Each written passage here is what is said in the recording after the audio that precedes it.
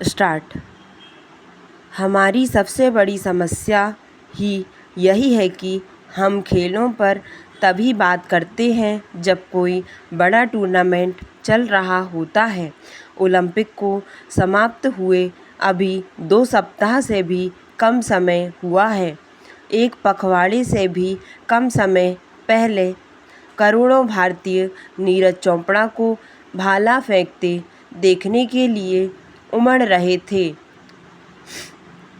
जिनमें से उन्हें स्वर्ण पदक की उम्मीद थी। जब विनेश फोगाट को अयोग्य घोषित किया गया तो हम राष्ट्रीय निराशा में डूब गए। फिर हम आगे बढ़ गए। खेल खत्म, पैसा हजम। हम सोशल मीडिया पर नई सनसनीखेज खबरों में उलझ गए। लेकिन क्या खेलों के प्रति यह ऑन एंड ऑफ रवैया ही समस्या के मूल में नहीं है?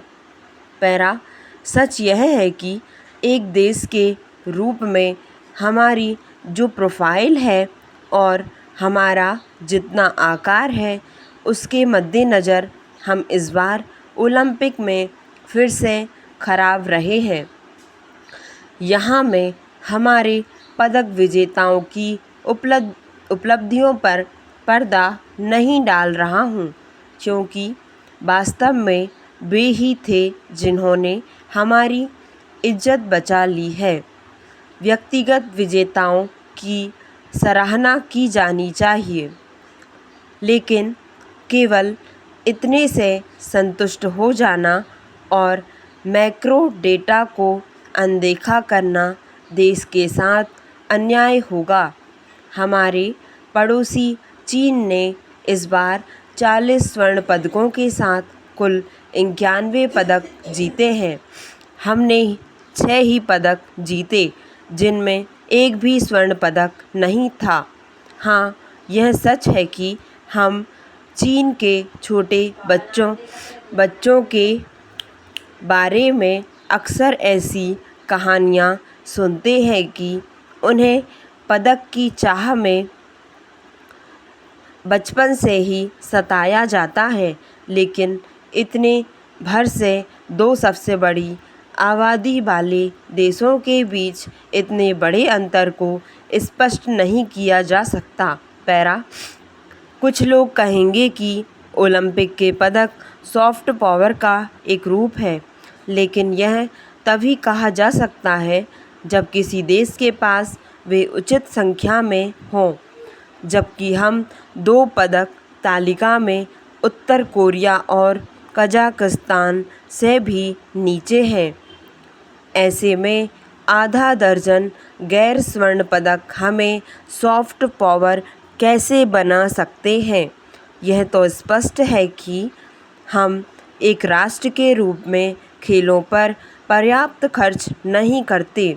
हमारी कुछ शादियों में इससे ज़्यादा खर्च हो जाता है, लेकिन फिर भी हम इन पर ठीक ठाक पैसा खर्च करते हैं, कुछ हज़ार करोड़ रुपए, और इसका कोई नतीजा नहीं निकल रहा है।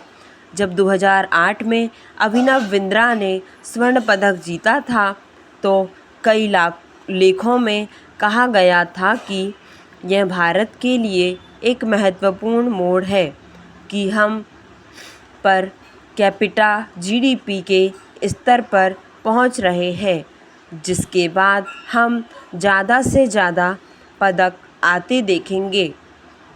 कॉर्पोरेट्स आगे आए।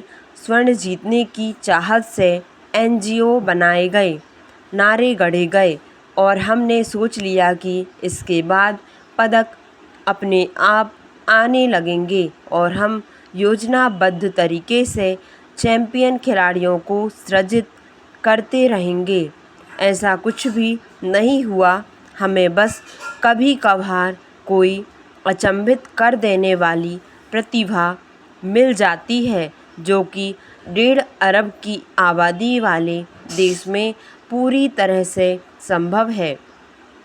तब हम क्या करें? ओलंपिक के लिए प्रतिस्पर्धा करना बंद कर दें और इसके बजट का इस्तेमाल अपने आस पड़ोस में बच्चों के लिए खेलकूद के पार्क बनाने में करें।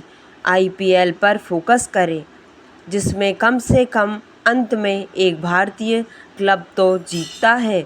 यह चुनौती का सामना करें और इस बात को स्वीकारते हुए कि खेलों में हम अच्छे नहीं हैं, 1 या 2 नहीं, 1 दर्जन स्वर्ण पदक जीतने की तैयारी में जुट जाएं। हम चंद खिलाड़ियों पर ही फोकस नहीं करें, बल्कि हमारे खेलों के पूरे इकोसिस्टम की मरम्मत करें और उसके लिए ठोस संसाधन मुहैया कराएं। शीर्ष विश्वविद्यालयों में एथलेटिक्स के लिए कोटा हो, ताकि वे अपने भविष्य को लेकर असुरक्षित महसूस ना करें। ये कहने की बजाय कि यह भारत का दौर है, हम उसे सच में संभव बनाने के लिए कड़ी मेहनत करें। ओलंपिक के नतीजे बताते हैं कि दुनिया में हम अपना जितना रुतबा समझते हैं, उतना वास्तव में है नहीं।